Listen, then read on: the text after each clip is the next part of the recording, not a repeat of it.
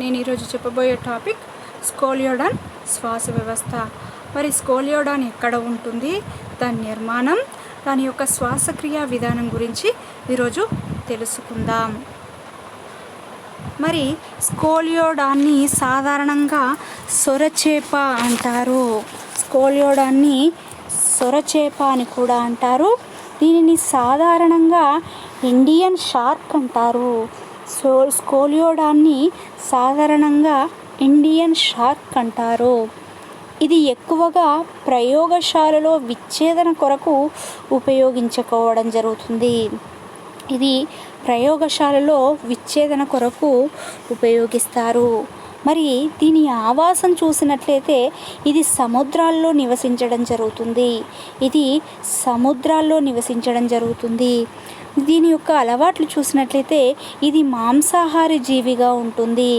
మరి సముద్రంలో ఉన్నటువంటి పీతలను, పురుగులను, ఇతర చేపలను ఆహారంగా తీసుకుంటుంది. కాబట్టి ఇది మాంసాహారి జీవి. మరి పరిమాణం, ఆకారం, రంగు చూసినట్లయితే దాని పరిమాణం కుదురు ఆకారంలో ఉంటుంది. చాలా పొడవుగా ఉంటుంది, కుదురు ఆకారంలో ఉంటుంది. పూర్వ పరభాగాలు కూచిగా ఉంటాయి, మొనదేలి ఉంటాయి. మరి దేహవర్ణం చూసినట్లయితే, దేహం యొక్క రంగును చూసినట్లయితే బూడిద వర్ణంలో ఉంటుంది. ఇది కుదురు ఆకారంలో ఉండి పూర్వ భాగం, పరభాగం అంటే ముందు భాగం, వెనుక భాగం అణచబడి మొనదేలి ఉంటాయి. దేహవర్ణం బూడిద వర్ణంలో ఉంటుంది. దేహాన్ని చూసినట్లయితే 3 భాగాలుగా విభజించబడి ఉంటుంది. దేహాన్ని 3 భాగాలుగా విభజించడం జరుగుతుంది. తల, మొండెం, తోక. తల, మొండెం, తోక అనే 3 భాగాలుగా విభజించబడి ఉంటుంది. మరి తల భాగం చూసినట్లయితే ఇది పూర్వ భాగంలో ఉంటుంది. తల భాగం పృష్ఠ ఉదర భాగంలో అణచబడి ముట్టెగా ఏర్పడుతుంది. మరి పూర్వ భాగం, పరభాగం అణచబడి ముట్టెగా ఏర్పడుతుంది. చాలా దృఢమైనటువంటి గట్టి నిర్మాణం ఉన్నటువంటి ముట్టగా ఏర్పడుతుంది. మరి ఈ తలలో ఎటువంటి భాగాలు ఉంటాయంటే తలలో ఒక జత నేత్రాలు, నాసికా రంధ్రాలు, అదేవిధంగా ముప్ప చీలికలనే భాగాలు కనిపించడం జరుగుతుంది. తలలో నోరు, నాసికా రంధ్రాలు, కళ్ళు, బాహ్య ముప్ప చీలికలనే భాగాలు ఉంటాయి. మరి తల నుంచి విస్తరించి ఉన్నటువంటి భాగాన్ని మొత్తం కూడా మొండెం అంటారు. మరి తల నుంచి అవస్కర రంధ్రం వరకు విస్తరించి ఉన్నటువంటి ప్రాంతాన్ని మొండెం అంటారు. మొండెంలో ఏ భాగాలు ఉంటాయంటే వాజాలు ఉంటాయి, అదేవిధంగా అవస్కర రంధ్రం ఉంటుంది. వాజాలు, అవస్కర రంధ్రం అనే భాగాలు మధ్య భాగమైనటువంటి మొండెంలో కనిపించడం జరుగుతుంది. మరి వాజాల నిర్మాణం చూసినట్లయితే ఒకసారి ఇందులో వాజాలు ఎందుకు ఉపయోగపడతాయి అంటే ఈదడానికి ఉపయోగపడతాయి. ఇవి ఎక్కడుంటాయి? చర్మం నుంచి వెలుపలికి రావడం జరుగుతుంది. మరి వీటికి ఆధారాన్నిస్తూ వాజరేఖలు ఉంటాయి. మరి వాజాలు చూసినట్లయితే 2 రకాలుగా ఉంటాయి. అదండవాజాలు, ద్వంద్వవాజాలు. 2 కూడా ఈదడానికి ఉపయోగపడే వాజాలు. మరి తరువాత ఇది చూసినట్లయితే అవస్కర రంధ్రం. మొండెం భాగంలో ఉన్నటువంటి తర్వాతి భాగం అవస్కర రంధ్రం. అవస్కర రంధ్రం ఎక్కడ ఉంటుంది అనగా తోక ఆధార భాగంలో ఉంటుంది. శ్రోణి వాజముల మధ్య ఉదర ప్రాంతంలో వెలుపలికి తెరుచుకుని ఉంటుంది. తోక ఆధార భాగంలో మరియు తోక ఆధార భాగంలో శ్రోణి వాజముల మధ్య భాగంలో వెలుపలికి తెరుచుకుని ఉన్నటువంటి చిన్న రంధ్రం వంటి నిర్మాణాన్ని అవస్కర రంధ్రం అంటారు. తరువాతి భాగం తోక భాగం. మరి తోక భాగం ఎక్కడి నుంచి ఏర్పడుతుందంటే అవస్కర రంధ్రం నుంచి వెనుక వైపు నుంచి ప్రారంభమవుతుంది. దీనిని తోక అంటారు లేదా తోక అంటారు. మరి తోక భాగం తర్వాత చూసినట్లయితే ఒక రేఖలాగటి సొరచేప యొక్క నిర్మాణంలో చూసినట్లయితే తల ప్రాంతం నుంచి తోక ప్రాంతం వరకు నిలువుగా విస్తరించి ఉన్నటువంటి నిర్మాణం కనిపించడం జరుగుతుంది. దీన్నే పార్శ్వరేఖ జ్ఞానేంద్రియం అంటారు. తల ప్రాంతం నుంచి తోక వరకు విస్తరించి ఉంటుంది. దీనిని పార్శ్వరేఖ జ్ఞానేంద్రియం అంటారు. మరి ఒకసారి చూసినట్లయితే దేహం ఇది ఇండియన్ షార్క్ అంటారు. సాధారణంగా ఇండియన్ షార్క్ అంటారు. ప్రయోగశాలలో విచ్ఛేదనం కొరకు ఉపయోగిస్తారు. సముద్రంలో ఉంటుంది. పీతలను పురుగులను ఆహారంగా తీసుకుంటుంది. దేహం అనేది కుదురు ఆకారంలో ఉంటుంది. పూర్వ పరభాగాలు కూర్చిగా ఉంటాయి. వర్ణం చూసినట్లయితే ఇది బూడిద వర్ణంలో కనిపించడం జరుగుతుంది. దేహాన్ని 3 భాగాలుగా తల, మొండెం, తోక అనే భాగాలుగా విభజించడం జరుగుతుంది. మరి మొండెం చూసి తలలో నాసికా రంధ్రాలు, నోరు, కళ్ళు, బాహ్య ముప్పచీలికలు అనే భాగాలు కనిపించడం జరుగుతుంది. మొండెంలో వాజాలు, అవస్కర రంధ్రం అనే భాగాలు కనిపించడం జరుగుతుంది. వాజాలు చూసినట్లయితే అద్వంద్వ వాజాలు, ద్వంద్వ వాజాలు అనేవి ఉంటాయి. మరి ముప్పచీలికల వెనుక పెద్దవిగా ఉరోవాజములు ఉంటాయి. ఇవి అవస్కర రంధ్రానికి చిన్నవిగా ఉన్నటువంటి శ్రోణివాజాలు కూడా ఉంటాయి. మరి ఉదర మధ్య మగజీవుల్లో మాత్రం శ్రోణివాజముల ఆధారంలో ఉదర మధ్య భాగంతో కలిసి ఉంటాయి.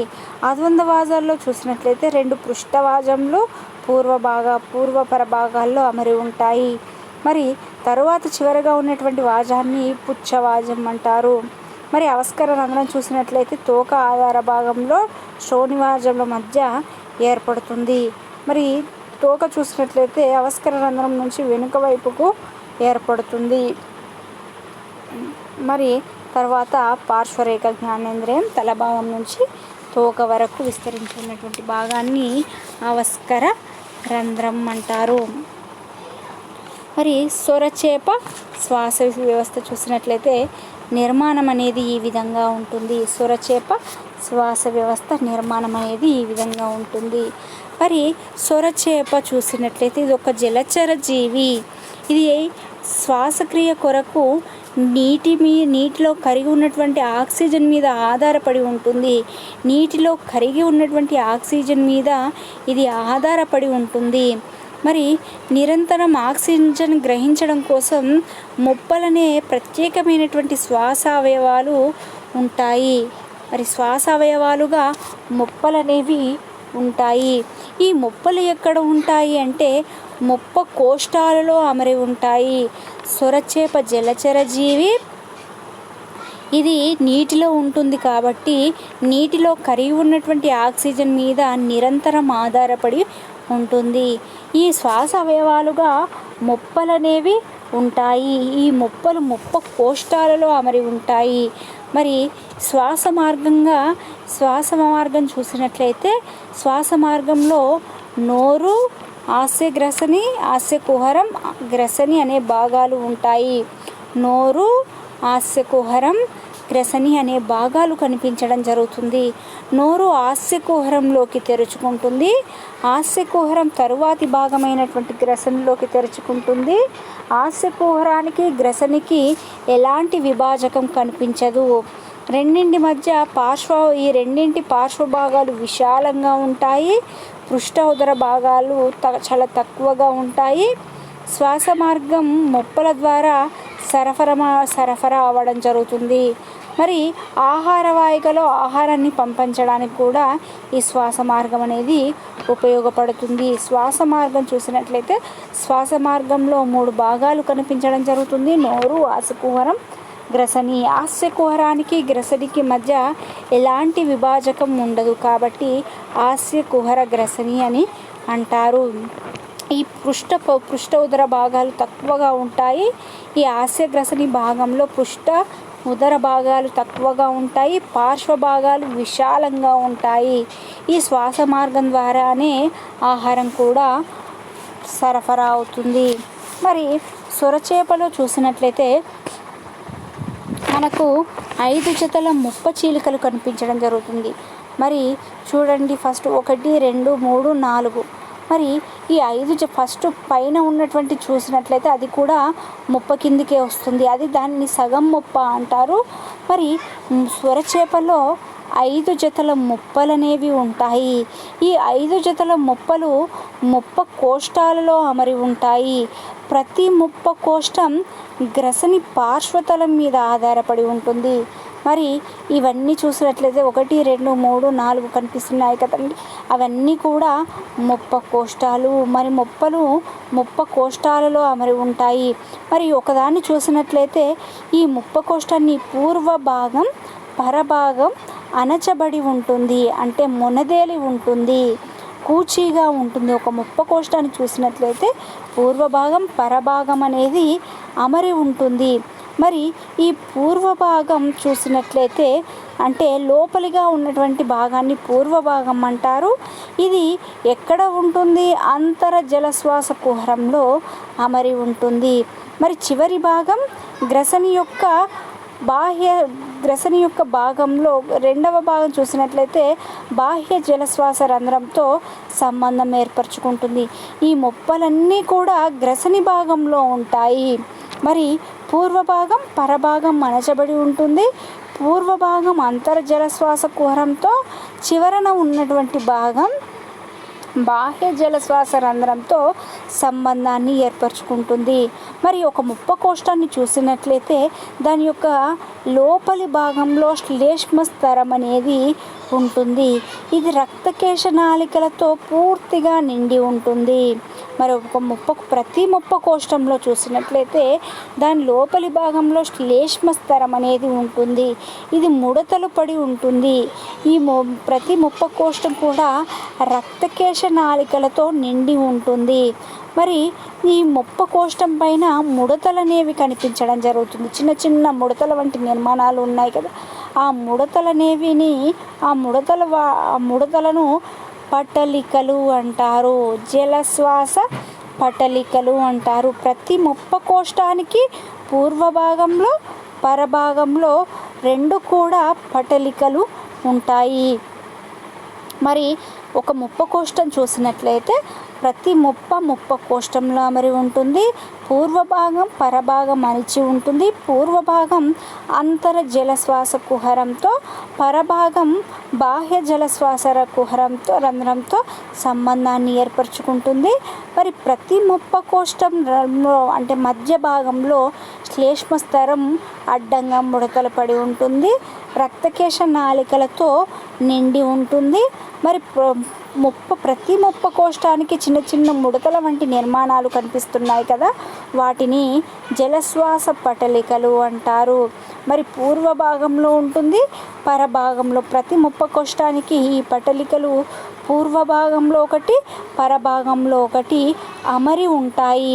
మరి ఈ ముప్ప కోష్టానికి మధ్యన జలశ్వాస విభాజకాలు కూడా ఉంటాయి. ఇవి అంతరాంగ చాపాలతో బలపడి ఉంటాయి. మరి అంతరాంగ చాపానికి 2 వైపులా పటలికలు ఉంటే అది పూర్తి ముప్ప అవుతుంది. మరి ప్రతి పటలిక చూసినట్లయితే ఎక్కడ ఉంటుంది? అంతరాంగ చాపానికి ఈ పటలికలు అనేవి అతికి ఉంటాయి. మరి ఈ అంతరాంగ చాపానికి 2 వైపులా ఈ పటలికలు ఉంటే దానిని పూర్వ జలశ్వాసాంగం అంటారు. ఒకవేళ అంతరంగ చాపానికి ఒకే వరుసలో పటలిక ఉంటే దానిని సగం ముప్ప లేదా డెమి బ్రాంక్ అంటారు. మరి ఒక సంపూర్ణమైన ముప్పకు 2 డెమి బ్రాంకులు ఉండాలి. ఒక సంపూర్ణమైనటువంటి ముప్పకు 2 పటలికలు ఉండాలి.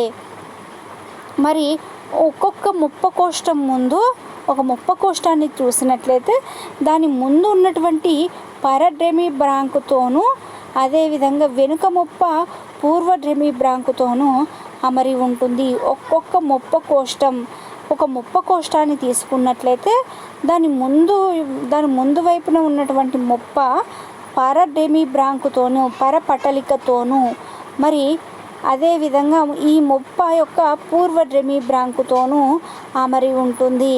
మరి నిజానికి సొరచేపకు 4.5 ముప్పలే ఉంటాయి. మరి 1, 2, 3, 4. మరి మా 4.5 సగం, ఇంకోటి సగం అవ్వడమే కారణం. పైన చూసినట్లయితే ఒకే వరుసలో పటలికలు కనిపించడం జరుగుతుంది. దీనిని సగం మొప్ప అంటారు.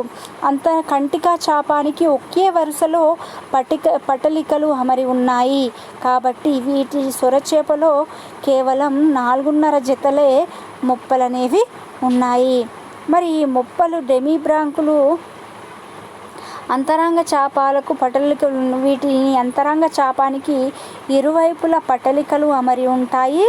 ఇరువైపుల ఈ పటలికలను సగం మొప్పలు లేదా డెమిబ్రాంకులు అంటారు. మరి సొరచేపలో చూసినట్లయితే సగం మొప్పలు పై భాగంలో కంటికా చాపానికి అతికి ఉన్నాయి. మొత్తం మొప్పలు ఎన్ని ఉన్నాయంటే 4.5 జతలే ఈ మొప్పలనేవి కనిపించడం జరుగుతుంది. మరి పూర్వ మరి అంతరంగ చాపానికి ముడతలు పడినటువంటి నిర్మాణాలను పటలికలు అనుకున్నాం కదా, ఆ పటలికలు అంతరంగ చాపానికి అతికి ఉంటాయి. మరి పూర్వ భాగంలో పరభాగంలో అతికి ఉంటుంది కాబట్టి ఆ మొత్తం నిర్మాణాన్ని పూర్వ జలశ్వాసాంగం అంటారు. ఒక పటలికలను చూసినట్లయితే ఈ పూర్వ జలశ్వాసాంగం చూసినట్లయితే దాని యొక్క ముందు వైపున ఉన్నటువంటి పటలిక, మరి ముందు వైపున ఉన్నటువంటి డెమిబ్రాంకు, మరి దాని ముందు వైపున ఉన్నటువంటి మొప్ప యొక్క పర డెమిబ్రాంకుతో సంబంధాన్ని ఏర్పరచుకుంటాయి. మరి ఈ మొప్పల్లో చూసినట్లయితే ఇదే కాకుండా 2 రకాల కండరాలు అనేవి కనిపించడం జరుగుతుంది. మరి స్కోలియోడాన్ శ్వాస వ్యవస్థలో ఈ మొప్పలు కాకుండా ఈ మొప్పలు కాకుండా 2 కండరాలు కనిపించడం జరుగుతుంది. నిలువు కండరాలు, సమాంతర కండరాలు. మరి జలశ్వాస చాపానికి అంతరంగ చాపానికి లోపలి వైపున ఉండి సంకోచం చెందినప్పుడు గ్రసని భాగం అనేది తగ్గుతుంది. ఇటువంటి వాటిని మరి నిలువు కండరాలు చూసినట్లయితే జలశ్వాస చాపానికి లోపలి వైపున ఉంటాయి. సంకోచం చెందినప్పుడు గ్రసని భాగం అనేది తగ్గుతుంది, విస్తీర్ణంలో చాలా తగ్గుతుంది. మరి సమాంతర కండరాలు ఇక్కడ ఉంటాయి. జలశ్వాస పటలికకు సమాంతరంగా ప్రయాణించి ఇవి సంకోచం చెందినప్పుడు అంతర జలశ్వాస విభాజకం లోపలి వైపున లాగబడడం జరుగుతుంది. దీని ద్వారా జలశ్వాస రంధ్రం అనేది మూసివేయబడుతుంది. మరి ఈ శ్వాసక్రియ గ్రసని భాగంలో మొప్పలే కాకుండా నిలువు కండరాలు, సమాంతర కండరాలు కూడా ఉంటాయి. జలశ్వాస చాపానికి లోపలి వైపున నిలువు కండరాలు ఉంటే జలశ్వాస పటలిక సమాంతరంగా ఈ సమాంతర కండరాలు అనేవి ఉంటాయి. మరి శ్వాసక్రియ విధానం చూసినట్లయితే ఏ విధంగా శ్వాసక్రియ జరుపుకుంటుంది చూద్దాం. మరి గుండెలోనే ఉన్నటువంటి చెడు రక్తం, అపరిశుభ్ర రక్తం అభివాహి జలశ్వాస ధమనుల ద్వారా, మరి సొరచేప యొక్క హృదయంలో అపరిశుభ్రమైనటువంటి రక్తం అనగా చెడు రక్తం అభివాహి ధమనుల ద్వారా మొప్పలకు చేరుతుంది. అక్కడ శ్వాసక్రియ విధానం ద్వారా శ్వాసక్రియ ద్వారా రక్తం అనేది శుభ్రం కావడం జరుగుతుంది. శుభ్రపడినటువంటి రక్తం అపవాహి జలశ్వాస ధమనుల ద్వారా పృష్ఠధమనికి చేరుతుంది. మరి ఈ శ్వాసక్రియ మొప్పల్లో జరుగుతుంది. ఈ శ్వాసక్రియ జరగడానికి అనువుగా మొప్పలు నీటిలో తడుస్తూ ఉంటాయి. ఎల్లప్పుడూ ఈ మొప్పలు అనేవి నీటిలో తడవడం జరుగుతుంది. మరి అంతేకాకుండా మొప్పలు రక్తం సరఫరా ఎక్కువగా చేయవలసి ఉంటుంది. మరి గుండెలో ఉన్నటువంటి అపరిశుభ్ర రక్తం అభివాహి జలశ్వాస ధమనుల ద్వారా మొప్పలకు చేరుతుంది. అక్కడ శ్వాసక్రియ విధానం ద్వారా అపరిశుభ్ర రక్తం శుభ్రపడుతుంది. మరి ఈ విధంగా శుభ్రపడినటువంటి రక్తం, మంచి రక్తం అపవాహి ధమనుల ద్వారా పృష్ఠధమనికి చేరుతుంది. మరి ఈ పృష్ఠధమనికి చేరుతుంది. ఈ శ్వాసక్రియ విధానం అంతా కూడా ముప్పల్లో జరుగుతుంది. మరి ముప్పలు ఎప్పుడు నీటిలో తడుస్తూ ఉండడం జరుగుతుంది. మరి ఉచ్ఛ్వాసం అనగానేమి, నిశ్వాసం అనగానేమి చూద్దాం. మరి చేప యొక్క తల హాస్యకుహరం కింది తలంలో అధోజల శ్వాస కండరాలనేవి ఉంటాయి. చేప తల భాగంలో హాస్యకుహర కింది తలంలో అధోజల శ్వాస కండరాలనేవి ఉంటాయి. ఇవి సంకోచం వల్ల ఈ హాస్యకుహర కింది భాగం అనేది కిందికి లాగబడుతుంది. దీనివల్ల హాస్యకుహరం అనేది కింది భాగం రాబడుతుంది. ఈ విధంగా అదే సమయంలో గ్రసని చాలా పెద్దదై ముప్పకోష్ఠ రంధ్రాలను మూసివేస్తుంది. అప్పుడు నీరు అనేది నోటిలోకి రావడం జరుగుతుంది. దీనినే ఉచ్ఛ్వాసం అంటారు. మరి చూసినట్లయితే ఫస్ట్ హాస్యకుహరం కింది భాగంలో అధోజల శ్వాస కండరాలు సంకోచించడం వలన ఇది ఇంకా కిందికి లాగబడటం జరుగుతుంది. మరి హాస్యకుహరం అంతా కూడా ఇది విస్తరిస్తుంది. మరి గ్రసని భాగం అనేది పెద్దగా అయ్యి ముప్పకోష్ఠ రంధ్రాలను మూసివేస్తుంది. మరి నీరు అనేది నోటిలోనికి వస్తుంది. దీనిని ఉచ్ఛ్వాసం అంటారు. తర్వాత నోరు అనేది మూయబడుతుంది. గ్రసని భాగం చిన్నగా అవుతుంది. హాస్యకుహరం కింది భాగం అనేది పైకి పోతుంది. ముప్పకోష్ఠ రంధ్రాలు తెరుచుకుంటాయి. నోటిలో ఉన్నటువంటి నీరు రంధ్రాల ద్వారా బయటకి పోవడం జరుగుతుంది. దీనిని నిశ్వాసం అంటారు. మరి ఉచ్ఛ్వాసం, నిశ్వాసం చూసినట్లయితే అధోజల శ్వాస కండరాల సంకోచం వల్ల హాస్యకుహర భాగం అనేది కిందికి లాగబడుతుంది. దీనివల్ల గ్రసని భాగం అనేది పెద్దగా అవుతుంది. బయటన ఉన్నటువంటి నోరు అనేది లోపలికి రావడం జరుగుతుంది. ఈ విధంగా ఉచ్ఛ్వాసం అనే ప్రక్రియ జరుగుతుంది. మరి నోరు అనేది మూయబడుతుంది. నిశ్వాసం అనగా నోరు అనేది మూయబడుతుంది. గ్రసని భాగం చిన్నగా ఉంటుంది. హాస్యకుహరం యథాస్థానానికి రావడం జరుగుతుంది. ఇప్పుడు నోటిలో ఉన్నటువంటి నీరు ముప్ప రంధ్రాల ద్వారా బయటకి రావడం జరుగుతుంది. దీనిని నిశ్వాసం అంటారు. మరి నిశ్వాసం జరుగుతున్నప్పుడు ముప్పలు నీటిలో తడుస్తూ ఉంటాయి. మరి నీటిలో ఉన్నటువంటి ఆక్సిజన్ ముప్ప పటలికల్లోకి పోయి అక్కడ నుంచి రక్తంలోకి పోయి రక్తంలో ఉన్నటువంటి కార్బన్ డైఆక్సైడ్ను నీటిలోకి పంపించేటట్లు చేస్తాయి. అనగా వాయు మార్పిడి చేస్తాయి. వాయు మార్పిడినే శ్వాసక్రియ అంటారు.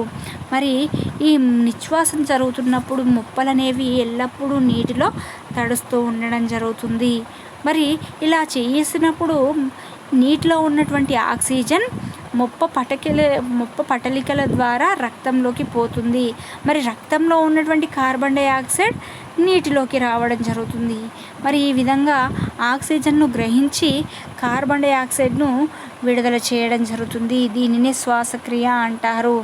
మరి ఈ ఆక్సిజన్ గ్రహించినటువంటి ఆక్సిజన్ రక్త ప్రసరణ ద్వారా శరీర భాగానికి అందుతుంది. ఇది సొరచేప యొక్క శ్వాస వ్యవస్థ, స్కోలియోడాన్ శ్వాస వ్యవస్థ. ఇది ఒక జలచర జీవి. ఆక్సిజన్ ఇది ప్రత్యేక అవయవాలుగా మొప్పలనేవి ఉంటాయి. శ్వాస మార్గం చూసినట్లయితే నోరు, హాస్యకుహరం, గ్రసని అనే భాగాలు కనిపించడం జరుగుతుంది. సొరచేపలో 4.5 జతలే ముప్పలు ఉంటాయి. ఈ ముప్పలు అనేవి ముప్పకోష్ఠాలలో అమరి ఉంటాయి. గ్రసని భాగంలో అమరి ఉంటాయి. మరి హాస్యకుహర గ్రసని భాగంలో అమరి ఉంటాయి. పూర్వపర భాగ ప్రతి ముప్పకోష్టం చూసినట్లయితే 1, 2, 3 మనకు పటంలో 4 కనిపిస్తున్నాయి. పైన కంటిక చాపానికి ఏర్పడి ఉంటుంది. మరి ఒక ముప్పకోష్టాన్ని చూసినట్లయితే పూర్వ భాగం, పరభాగం అనేది అణచబడి ఉంటుంది. రెండు వైపులా ఒక్కొక్క ముప్పకోష్టానికి 2 వైపులా పట్టలికలు అనేవి ఉంటాయి. ఈ విధంగా ఉన్నదానిని పూర్వ జలశ్వాస అంగం అంటారు. ఈ పట్టలికలు అంతరాంగ చాపాలతో బలపడి ఉంటాయి. మరి ఈ పట్టలికలనే డెమి బ్రాంకులు అంటారు. మరి ఇందులో చూసినట్లయితే ఒక ముప్పకోష్టానికి 2 వైపులా డెమి బ్రాంకులు అనేవి ఉంటాయి. పూర్వ భాగంలో ఒకటి, పరభాగంలో ఒకటి. మరి కంటిక చాపానికి కేవలం ఒక పటలిక మాత్రమే, పర పటలిక మాత్రమే అమరి ఉంటుంది. దీనిని సగం ముప్ప అంటారు. మరి ఒక ముప్పకోష్టాన్ని చూసినట్లయితే దాని ముందున్నటువంటి పరడ్రెమి బ్రాంకుతోనూ మరి ఆ ముప్ప యొక్క పూర్వ డ్రెమి బ్రాంకుతో సంబంధాన్ని ఏర్పరచుకుంటుంది. అదేవిధంగా దీనిలో నిలువు సమాంతర కండరాలు అనేవి కనిపించడం జరుగుతుంది. జలశ్వాస చాపానికి లోపలి వైపున నిలువు కండరాలు ఉంటాయి. సమాంతర కండరాలు జలశ్వాసకు పటలిక సమాంతరంగా ఈ సమాంతర కండరాలు అనేవి అమరి ఉంటాయి. శ్వాసక్రియ విధానం చూసినట్లయితే గుండెలో ఉన్నటువంటి చెడు రక్తం అవివాహితముల ద్వారా ముప్పలకు పోతుంది. ముప్పలో శుభ్రపడుతుంది. శుభ్రపడినటువంటి మంచి రక్తం అపవాహి ధమనుల ద్వారా పృష్ఠధమనికి చేరుతుంది. ముప్పలో శ్వాసక్రియ జరుగుతుంది. మరి ఉచ్ఛ్వాస నిశ్వాస ప్రక్రియలు కూడా నిరంతరం జరుగుతూ ఉంటుంది. మరి ఉచ్ఛ్వాసం వల్ల నిశ్వాసం వల్ల శ్వాసక్రియ అనేది జరుగుతుంది. ఇది స్కోలియోడాన్ శ్వాస వ్యవస్థ.